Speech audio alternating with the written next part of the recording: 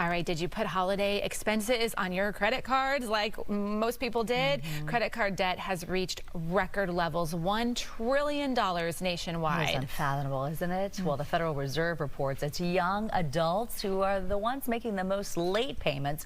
Consumer reporter Heather Sullivan joins us with Smart Sense, though, to help you pay it all down. Heather.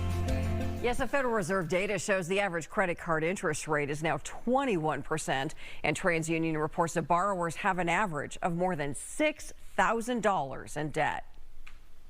I wasn't enjoying life anymore. You know, I wasn't happy about where I was. I wasn't happy with my credit score.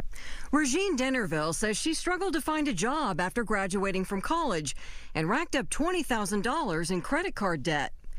What happened was everything became a necessity, not just, eating out, but going traveling with friends to cities and going to parties. She turned to nonprofit credit counseling at Money Management International, which helped her set a budget and pay it all off in 3 years.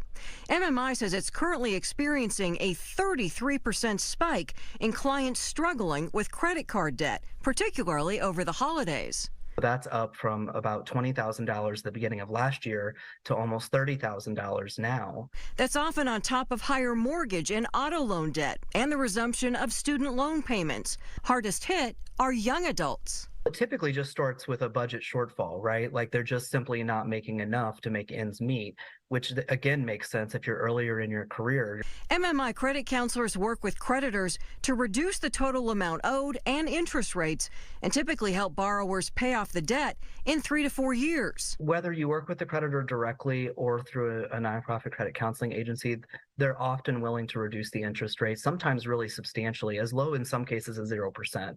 Denerville says she avoids debt now, saving up first for purchases. Stick to my budget of what is actually necessary. So it really helped. I had goals that really I looked at every single day. And I said, okay, I'm slowly getting to my goals.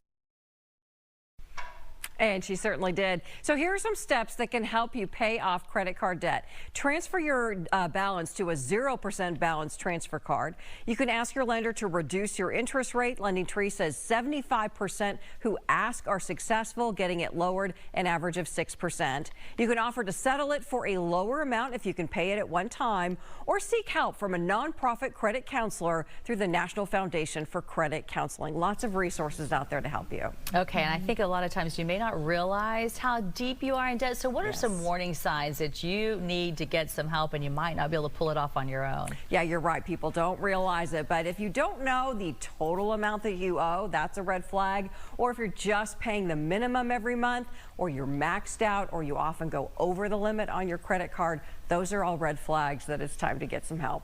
All right, along with maybe dry January, no spend January is a trend a lot of people like to get on. Easier said than done. Thanks, Heather. You bet.